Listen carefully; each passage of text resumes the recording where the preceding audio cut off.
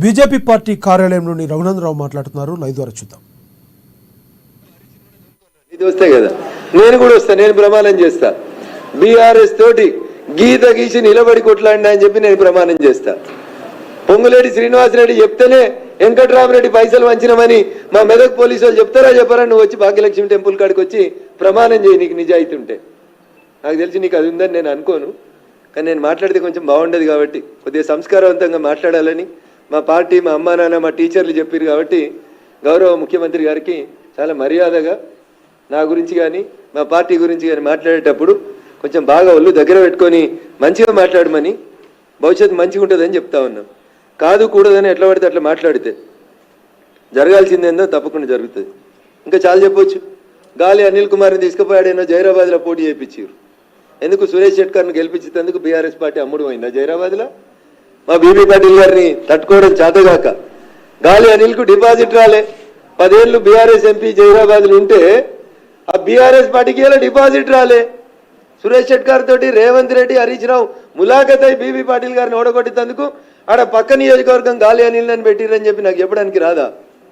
అంతెందుకు, నీలమ్మధుని బల్లిక బకరాన్ చేసింది హరీష్ రావు కాదా? నీలమ్మధు ఎవరి శిష్యుడు? మెదక్ జిల్లాలో హరీష్ రావు శిష్యుడు కాదా? రోజు హరీష్ రావు వెనకాల తిరిగినోడు కాదా? నీలమ్మధుని బలి చేసింది రేవంత్ రెడ్డి, హరీష్లు ఇద్దరు బదులుకొని పాపం ఆయన పైసలన్నీ ఖరాబు చేయించి ఆయనంతా ఇబ్బంది పెట్టింది ఎవరు? అందుకని ఒకసారి ఆలోచించాలి. నిజంగా నీకు చిత్తశుద్ధి ఉంటే ఎన్నికలు అయిపోయినాయి కదా, జూన్ 30వ తారీఖు దాకా నీకు ఇంకా 25 రోజులు టైం ఇస్తున్నా ముఖ్యమంత్రి గారు. ఈ 25 రోజులల్లో నాకు తెలిసి నువ్వు తెలంగాణ ఉద్యమం చేయలేదు, నీకు ఆ పౌరుషం లేదు, ఆ రోషన్ లేదు, ఆ పదాలకు అర్థం కూడా తెలుసని నేను అనుకుంటలేను. ఒకవేళ ఉంటే ఎందుకంటే జయ జయ హే తెలంగాణ జననీ జయ కేతనం అనే పాటని నేను తెలంగాణ అధికారిక గీతంగా ప్రకటించిన అని చెప్పిన తెలంగాణ రోషం, పౌరుషం నీలో ఉంటే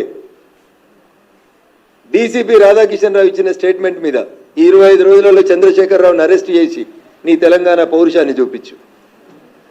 ఏసీపీ భుజంగరావు ఇచ్చిన స్టేట్మెంట్ మీద హరీష్ రావు అనేట ఆయన తీసుకొచ్చి బొక్కలేసి నీకు చాతనైతుంది, నీ లోపల తెలంగాణ రక్తం ఉందని చెప్పు. లేకపోతే ఏముందో తెలంగాణ సమాజం నిర్ణయించుకుంటాం. Thank you.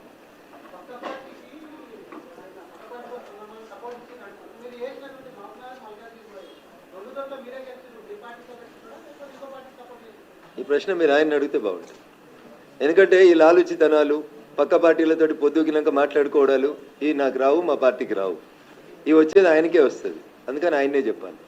ఏమైనా ఓటుకు నోటు కేసులు ఏమైనా భయపడుతున్నాడా? ఎవరికైనా సాయం చేద్దామని, ఇంకేమైనా సాయం పొందుదామని అనుకుంటుండా? ఈ has to answer those questions.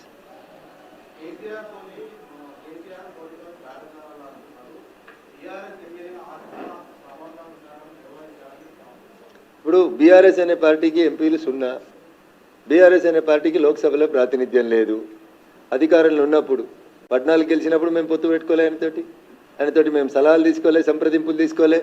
9 గెలిచినప్పుడు ఆయన అవసరం ఉందని మేము అనుకోలేదు. 14 గెలిచిన రోజు మాట్లాడిన వాళ్ళు, 9 గెలిచిన రోజు మాట్లాడిన వాళ్ళు తోలుగుడ్డు పెట్టి 0 వచ్చిన రోజు గీయాలు ఎందుకు మాట్లాడతామన్నా కేసీఆర్ తోటి? చచ్చిపోయిన పాము అని రేవంత్ రెడ్డి చెప్పిండు కదా, చచ్చిపోయిన పాముతో ఎవడైనా మాట్లాడతాడా అన్న? పోయి భారతీయ జనతా పార్టీ లాంటి పార్టీలు చచ్చిపోయిన పాములతో మాట్లాడతాయా అన్న?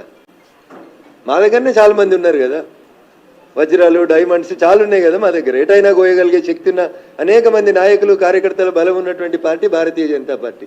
చచ్చిపోయిన పార్టీలతోటి, ఓడిపోయిన పార్టీలతోటి, 0 సీట్లు వచ్చిన పార్టీలతోటి చర్చలు జరపాల్సిన అవసరం భారతీయ జనతా పార్టీకి లేదు.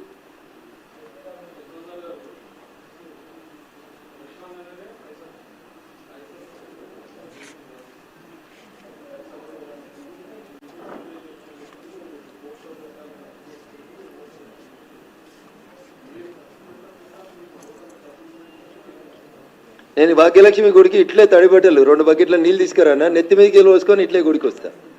మీ లోపల ఎవరికైనా నిజాయితీ ఉందంటే, రఘునందన్ రావు నికార్స్ అయినోడుగా అవునా కాదా తెలుసుకుందాం అనుకుంటే ఇప్పుడు పోదాం భాగ్యలక్ష్మి గుడికి. నల్లా ఏడుందో చూసి ఇప్పనా ఇట్లే తడిగుడ్డలతోటి ₹1 ఎవరికి వంచకుండా, ఒక్క ఓటరికి ₹1 ఇవ్వకుండా రఘునందన్ మెదక్ ఎంపీ గెలిచి వచ్చినా ఇప్పుడు ప్రమాణం చేస్తా, ఈడికెళ్ళి వచ్చేస్తా.